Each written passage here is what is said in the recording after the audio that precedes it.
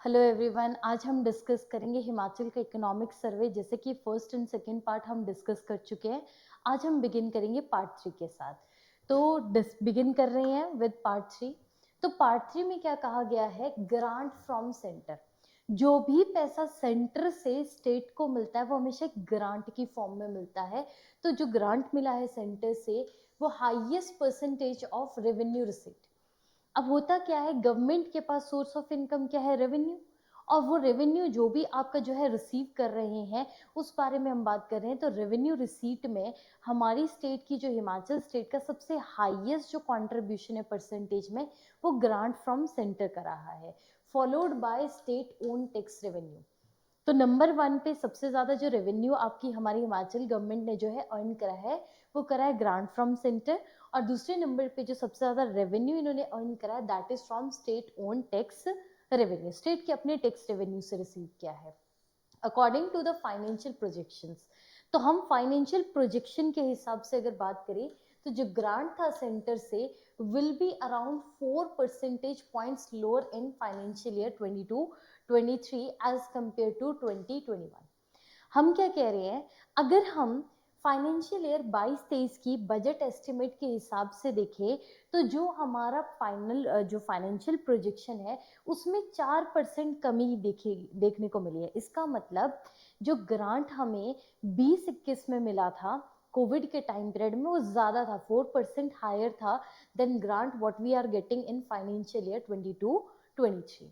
Next अगर बात करें स्टेट रेवेन्यू रिसीट की, वो कितना परसेंट रहा, that is 18.62% of GSDP for financial year 22-23 budget estimate. तो बजट का जो है हमने एस्टिमेशन लगाया, उसमें हमने देखा कि कितना जीएसडीपी आ रहा है हमारे स्टेट का, उसका 18.62% जो है स्टेट रेवेन्यू रिसीट कंट्रीब्यूट करता है।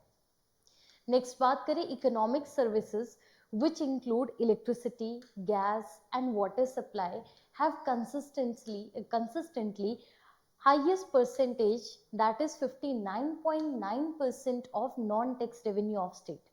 हम कह रहे हैं वो इकोनॉमिक सर्विसेज जैसे इलेक्ट्रिसिटी हो गया, गैस सप्लाई होगी, वो भी जो है कंसिस्टेंटली जो है इंक्रीज करता जा रहा है, जो कि अभी 59.9% रहा है of non tax revenue of the state. Next अगर हम बात करें तो नेक्स्ट में जो है टोटल एक्सपेंडिचर, एक्सपेंडिचर होता है खर्चा।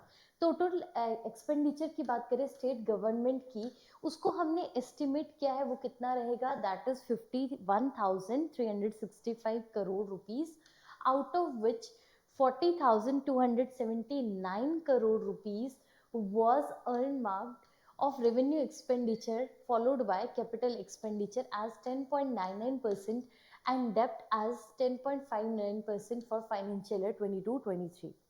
अब बोल क्या रही है, कहते टोटल एक्सपेंडिचर, टोटल खर्चा जो रहेगा स्टेट गवर्नमेंट का वो एस्टिमेट किया है 51,365 करोड़, जिसमें से कि 40,279 करोड़ जो है ये वो रेवेन्यू एक्सपेंडिचर है जिसको जो है अभी तक जो है आपका यूज कर लिया गया है। उसके बाद अगर हम बात करें कैपिटल एक्सपेंडिचर की तो वो रहेगा 10.99% और डेप्ट कितना रहेगा 10.5% फॉर फाइनेंशियल ईयर 22-23।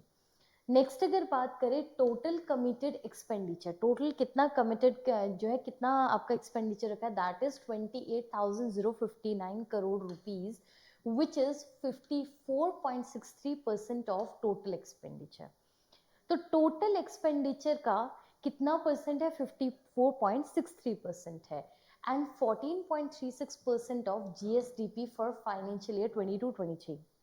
तो हमारा देखो जीडीपी सेंटर लेवल पे बात करते हैं, जीएसडीपी स्टेट लेवल की बात करते हैं।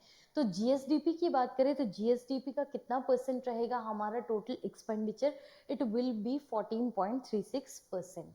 और डेप्ट एज परसेंटेज, कर्जे को अगर हमें परसेंटेज में डिफाइन करना है जीएसडीपी के कंसर्न में तो it will be 39.29% in financial year 2021 as against 35.25% in financial year 2019-20। तो 2019-20 में जो है ये कितना था, 35.25%। वहीं अगर 20-21 की बात करें तो जो कर्जा था वो जीएसडीपी का कितना परसेंट है, दैट विल बी 39.29%। इसका मतलब डेप्ट में जो है इंक्रीज देखने को मिला है। That's all. हम इसी तरीके से जो है आपके साथ नेक्स्ट पार्ट भी लेकर आएंगे जिसमें हम कंप्लीट इकोनॉमिक सर्वे को कवर करेंगे। Thank you.